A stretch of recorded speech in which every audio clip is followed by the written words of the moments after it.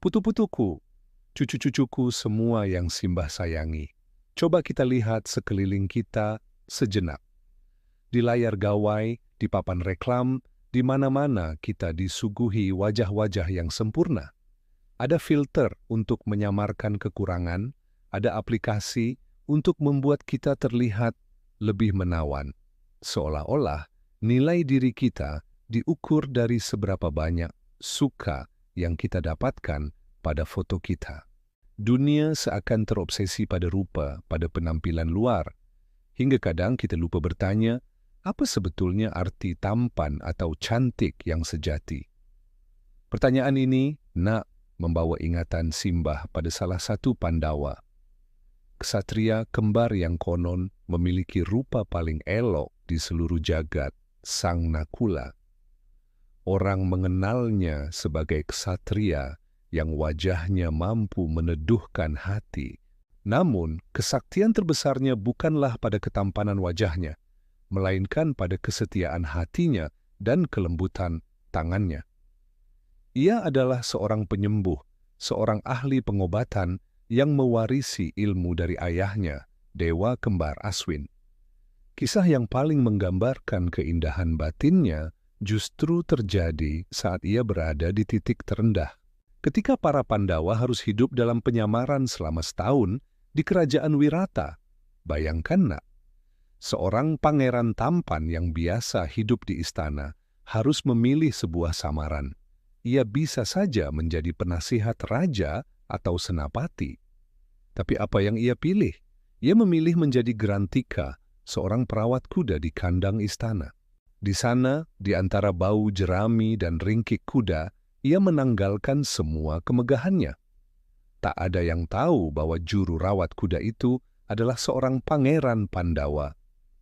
Tangannya, yang biasa memegang pedang, kini dengan telaten membersihkan, memberi makan, dan mengobati kuda-kuda yang sakit. Ia tidak sekadar bekerja. Ia melakukannya dengan ilmu, dengan cinta. Kuda-kuda yang tadinya lesu menjadi sehat, yang liar menjadi jinak. Ia menemukan kemuliaan bukan di atas singgasana, melainkan di dalam kandang yang sunyi, dalam pengabdian yang tak dilihat siapa-siapa. Nah, putuku, disinilah pitutur agung dari Sang Nakula untuk kita. Ketampanan sejati memancar dari hati yang melayani.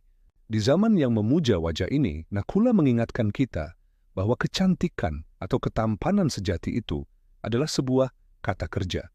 Ia terlihat dari perbuatan.